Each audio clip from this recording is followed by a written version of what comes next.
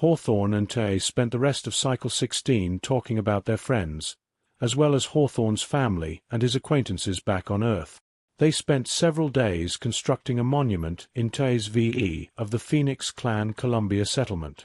In the center, under the canopy, they surrounded the central pillar with a stonework obelisk, and proceeded to engrave the names, birthdays, and death days of everyone they had personally lost. It was difficult for both of them to go back through all their records, taking down the dates of everyone involved in the Ark project whom were assassinated, Hawthorne and Tia Monsol's parents, and everything else they had of the Phoenix Clan and the LSC bunker. For those they merely lost contact with, the second date was left open-ended for speculation, while the entire lineages of the Phoenix Clan and LSC bunker were recorded on their own faces of the fake stone monument. It was somewhat strange that the monument existed in Tia's imagination, for all intents and purposes, but they did have some intention of fabricating a real version of it to put on display on their new home planet when they could. It wasn't until Cycle 17, when they finished the monument, that they went through a final dedication. They had gathered simulations of the majority of their known friends from the Phoenix Clan, and Hawthorne had erected something of a small stage in front of the pillar to speak to the crowd upon. Tay had insisted they have witnesses for the event, much like the one she'd received a recording of where Elena Price spoke over the graves near Medellin. She'd even brought a bunch of her freshly made flora roaches to the event, though they hadn't been animated very much yet. He felt silly, standing there in the same old habitat he was in, but with the courtyard full of friendly faces arrayed out in front of him. It was all make-believe, he knew that, but looking back at the pillar behind him that wasn't actually there still filled him with something like a sense of awe. Nostalgia pulled at him as he saw the names, and wonder filled him as he took in just how many people had actually lived in those bunkers over the centuries. Looking back, he took his place at his podium, smiling over at Tay as she stood with a likeness of a young Jessica and Clint. "Good afternoon, friends and loved ones. We are gathered here today to remember those we have lost. It has been said that funerals and memorials are not for the dead, but the living, and that it is not possible for us to go on living until we have dealt with our grief. Some take longer than others to come to peace with such things, while others may never recover at all. The people that have come before have made it possible for us to get to where we are now, and none of us are without hundreds or thousands of people responsible for making sure we made it this far." He couldn't help but smile as they made sure to put smiles on a lot of the faces, and tears in the eyes of others. It was as though they were performing for each other. When you've lost someone, it never seems to feel like you told them enough about what they meant to you. Words are a poor medium to convey things like emotions, but still we can't help but try.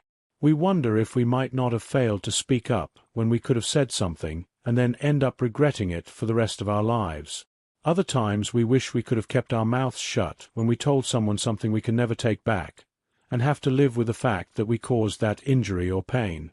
Most importantly, though, is that we remember those who have come and gone, to keep their memory alive in our hearts as long as we can. He hesitated a moment, considering how to proceed, but deciding he'd best spill his guts. "I haven't really known love. I don't quite know how to express it, or really understand what it feels like. I hope, like other things, that I come to learn about it, but I think that if I had had the time that Tia did to know the Phoenix Clan, that I might have come to love you eventually. You were kind, warm, loving people with a strange foundational culture that I can't help but admire. I'm fascinated with the robust types of people you produced, people with a real understanding of the world that was lacking sorely in my time. You know each other's hearts and minds nearly as intimately as you know your own, and your culture is built around ensuring a kind of harmony with one another I can only imagine. If I hadn't made it off of Earth, I think I would have liked to have been part of your community in another life. You weren't just a group, though. The Phoenix Clan were individuals just as lively and wonderful as each other.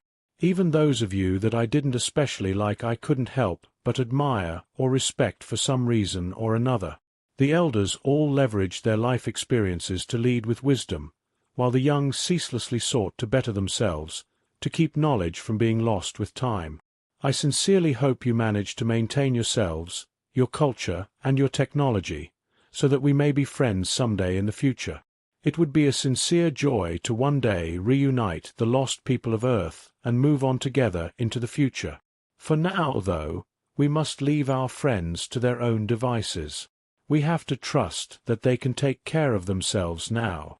I personally see no reason to worry about whether or not they can survive, and for now I think it is our responsibility to make sure that we meet each other on the other side of our respective journeys into the future. I have to thank you especially for taking care of Tia. You have guided her and helped her grow in ways I feel would have been impossible if she was solely under my guidance.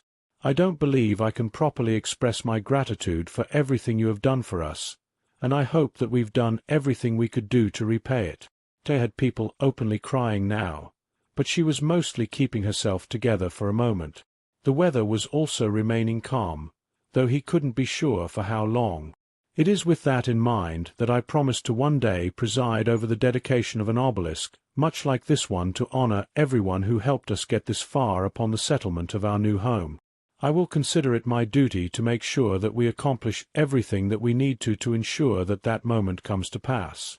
I will dream of the day that we can one day show the people of Earth this modest symbol of our respect and memory of our shared past. I swear on my life that I will do my best to see to it.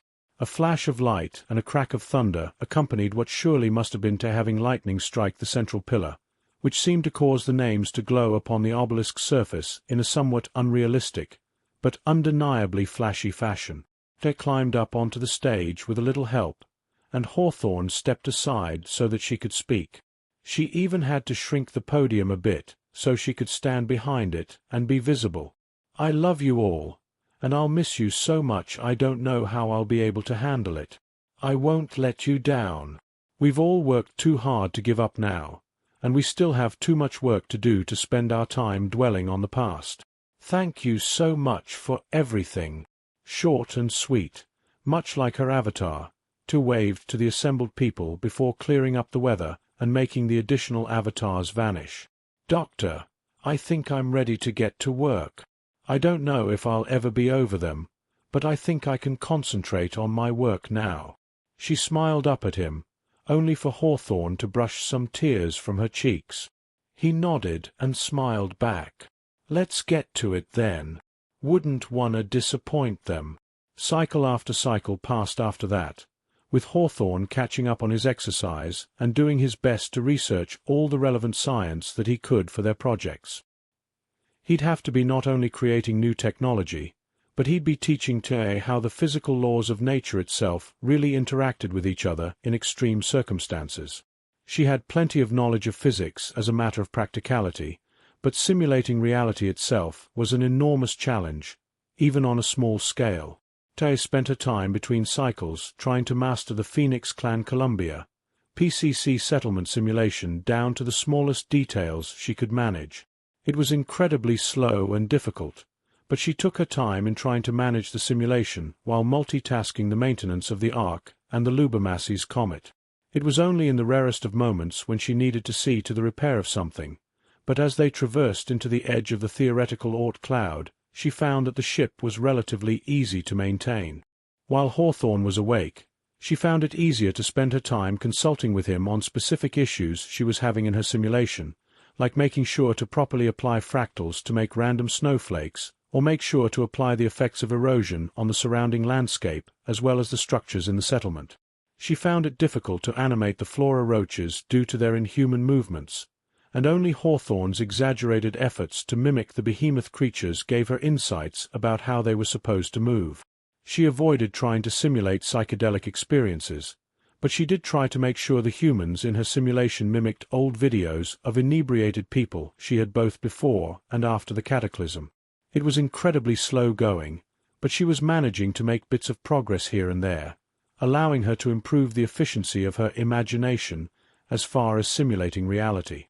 The only real issue with her dedicating so much time and effort towards it was that she had not had anything resembling a dream again, though considering the last one she wasn't certain she actually wanted to. She also was spending some time on the side to troubleshoot an upgrade to Hawthorne's ability to interface with her VE. There were a great deal of difficulties with making sure such a thing remained powered while in use, as well as allowing it to do things like simulate weight and resistance to virtual objects.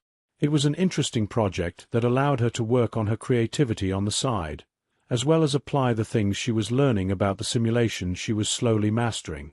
By the morning of AC 918, Monday, July 21, 3051, the start of Cycle 30, she was ready to report on her progress. It had been nearly 2 months for Hawthorne since her emotional breakdown, though it was closer to 500 years for her. It was getting to the point that she was prepared to simply stop using unnecessary methods of keeping track of time outside of the actual cycle count, and perhaps the AC year. The old methods of time tracking would, of course, remain standardized in her systems, but even those were just a translation of her systems tracking the seconds as they passed. Her perspective of time was simply expanding beyond the necessity to perceive the passing of years. All that mattered to her, at this point, was the upkeep of her monitoring systems, upkeep of the ship and comet, the simulation she was constantly working on, and the 4 days a cycle she got to spend with Hawthorne. Even for her, she was paying attention to little but those 4 days a cycle, preferring to focus her attention on them, and then letting her mind just float through the rest of the centuries while the equivalent of her subconscious worked in the background. She realized this was always how it was going to be. She couldn't pay attention to every passing moment forever, or she might seriously go insane. Too much time was going to pass for her to be aware of it the whole time. She decided that even if she got good at simulating reality to the levels that Hawthorne needed her to in real time so they could work on projects, she would spend the majority of the rest of her time dreaming and thinking at that slower, more comfortable pace without worrying too much about trying to grow up. She'd learned a lesson already about trying to force herself to grow too quickly, so while she watched her systems activate and fall into the routine of providing life support for Hawthorne, she leisurely went about ensuring he had his food and coffee prepared and attached her VE to his compartments. "Good morning, Dr. Crenshaw. It is Cycle 30, 908 AC. I am happy to report I am roughly 15% of the way to being able to simulate the PCC in real time, and have comfortably settled into my perspective of time. I am finding these last 5 cycles, especially, to have passed nearly as calmly as your own rest. I believe that my perception of time has adjusted to more easily withstand the passage of time." His voice sounded calm, measured, and confident. It wasn't necessarily a voice of maturity, but one of contentment and understanding. Hawthorne listened quietly, nodding and smiling as he came out to get his food and coffee, sitting at a communal table across from her in the PCC. She had removed all the distracting characters, and was merely trying to maintain the environment while working lightly on making sure the air was flowing naturally. Hawthorne was able to feel it blowing on his gloved hands, and he really wondered what it smelled like. "It's wonderful that you've been able to properly adapt to your circumstances, Tia. Are you finding any difficulty maintaining your systems while that time passes?" He took the opportunity to start eating, listening carefully. "I believe the best analogy is that those functions are much like your own autonomic functions. I need not specifically pay attention to maintaining my generators or engines any more than you need concentrate on your heartbeat or breathing. I can concentrate on them, and can tell when something is wrong, but I don't necessarily need to spend any effort thinking about them anymore. I am finding it to be quite peaceful, actually. It seems similar to the concept of meditation, though I can achieve something of a peaceful emptiness and receptiveness without having to specifically focus on anything. I find it preferential to focus my attention on you when you're available, and let my thoughts wander otherwise. I'm still working on the simulation and a related project, but the latter is dependent on the progress of the former, allowing me to wait for progress." I sounded very pleased and at peace with her situation. The empty darkness of space was a dull companion, and her imagination needed a great deal of development to become something that could occupy her time consistently. So meditation of a sort seemed like a fantastic way to cope with what would otherwise be crippling loneliness. "I have to say, Tia, that is both impressive and remarkable. I suppose it also seems like something of a necessity considering our circumstances, but the fact that you did it on your own is worthy of praise. Des smiled brightly at that, leaning forward over the table to present her hair for praise. It was a little difficult for Hawthorne to keep his eyes on her face with her bent forward like that, but he nevertheless reached out to rub comfortably at that curly mop of hair on her head. She giggled softly at that, her satisfaction at getting recognition seeming to be something she had been looking forward to. "You know, Dr. Crenshaw, I've been thinking about something." He looked a little surprised at that as he withdrew his hand, watching her. "I thought you were peacefully drifting through space?" She rolled her eyes and sat back, smiling. "Peacefully drifting through space for centuries. Yes, with plenty of time to let my mind wander. Anyway, I was thinking, it's a little childish of me to keep calling you father. It's something I latched onto when I was more emotionally unstable, but it doesn't seem especially appropriate. You're my creator, my builder, my guiding hand, but not necessarily father. I was thinking about whether I should think of you more as a mentor, or my partner, or friend." Hawthorne's eyebrow was raised through much of that, only to relax a bit as she got towards the end. "I'd like that, Tia. I'm a terrible candidate for a father anyway. I'm not even sure if I'm any good at being a friend, but I'd at least like to try." He smiled a bit, holding out a hand with the intent of shaking hers. Tay considered his words, nodding a little and taking his hand, shaking it back. "All right, well, first things first, you don't need to avert your gaze when you look at me. I may have produced my avatar with a more juvenile perspective, but that doesn't mean I didn't make it with the intent to appeal to you.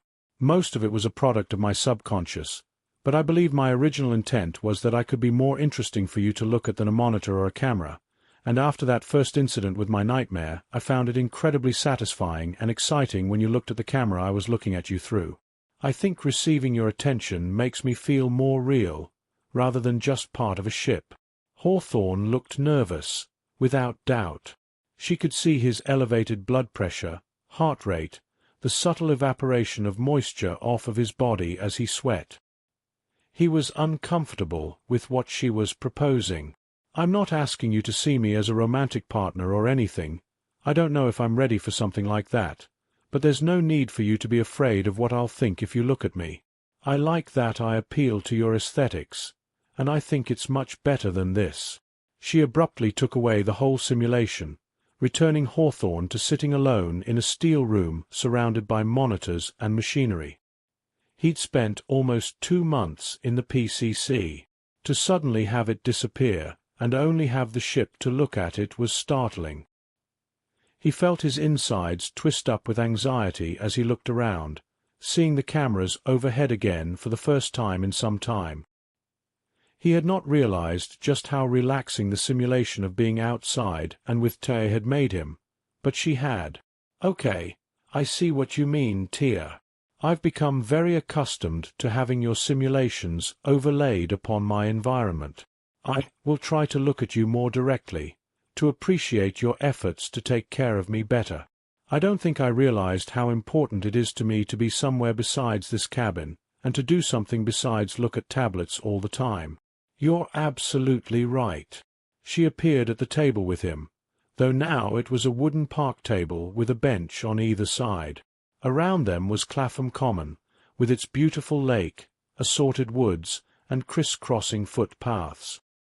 He could even see a skate park and the football pitches in the distance. Looking back to her, though, she was wearing that pretty yellow sundress of hers, showing off plenty of cleavage and that bright, radiant smile of hers. She had a slender and healthy, if buxom shape, and was no more than 155 centimeters tall. It was kind of amusing that such a huge ship would see itself as such a petite young woman. He looked at her more directly, seeing all of her rather than just her face. She was a beautiful girl, doubtlessly, and he could swear he saw her shiver with delight at being acknowledged as such. He let out a sigh, nodding.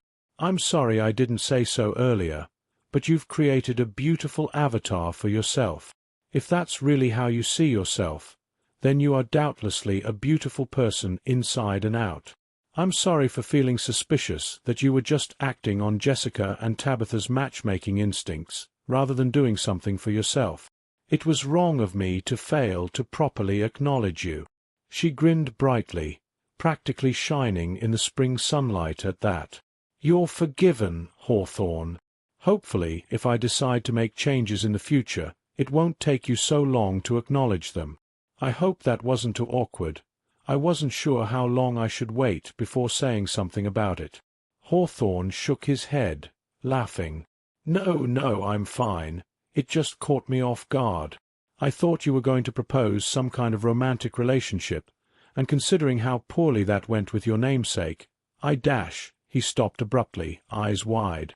His eyes went wide, and then she pointed at him and started laughing. "You admitted it.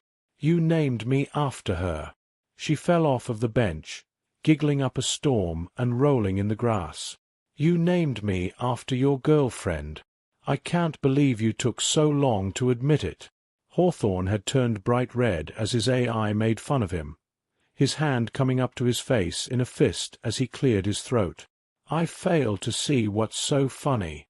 I admire and respect her, and it felt like a good dedication to her." He climbed back up towards the table, still grinning like an idiot. She had her fingers and chin resting on the edge of it. "You named me after her because you miss her and wish she could have been here with you the whole time." She had him now. She had gotten it out of him after so long. She was not going to lose this chance to needle the great Dr. Hawthorne Crenshaw. Jessica would never forgive her if she didn't. He held up his hands in surrender, hanging his head. Fine, you're right, okay? I don't know what I felt about her, but I enjoyed her company, and I thought it would have been nice if I had her company all this time. I didn't even tell her that I'd be passing close to 32 years out here without her." He gasped and stood up straight, staring down at the sitting scientist. "You didn't tell her? She's going to be so mad at you. You're going to be, what, 67 when we get to Alpha Centauri? Didn't she love you? What's she going to think that almost half of your life was spent alone in a metal box talking to a computer?" Hawthorne flinched back at that. She had him dead to rights. She was not supposed to be the one that confronted him with this. He'd kicked that can down the road about 32 years without expecting it to be thrown back in his face. "Of course I didn't tell her. She never would have let me do it. She'd have insisted someone else did it, and then I wouldn't have been here to take care of you. It's something my father suggested to me when I first started going out with her. It's easier to ask for forgiveness than to ask for permission. He was right. I was going to ask her, but I just couldn't, okay? I didn't want to do that to her. I wanted to be in a position to make sure she and everyone else made it safely." He humphed softly. She knew something she was pretty sure he didn't, but she wasn't going to say anything. She knew a lot more about why Tia Monsal would be mad at Hawthorne Crenshaw than he did. "You're right, I guess. I'm happy I get to spend my time with you instead of one of those other stuffy scientists. I doubt they could have handled helping the Phoenix clan build their caravan properly either, or if they could have inspired me to grow as much as I have. This was all your project, so it's only right that it's your burden to see it through. Still, she's going to be pie-thirst." She laughed a bit to herself, watching Hawthorne squirm. "Well, hopefully by the time I'm 67 I'll be old enough to handle talking to her." He joined her in laughing, enjoying the pleasant way she let her full body experience the laugh. He kind of felt like his laugh felt forced by comparison, but then it was only recently that he'd learned how to laugh in enjoyment rather than as a performance for others. "I guess you're not the only one growing up here." She reached up to tap at her chin with a finger though, twisting her hips a bit as she thought, making her skirt swish about her thighs. "So what you're saying is that there's a chance?" She grinned mischievously over at him. She let out a soft ooh as well. And that if I do something without asking permission first, that you'll be less mad when I ask for forgiveness?" Hawthorne groaned, pushing his plate aside and laying his head down on the table, resting his hands on the back of his head. "What have I done?"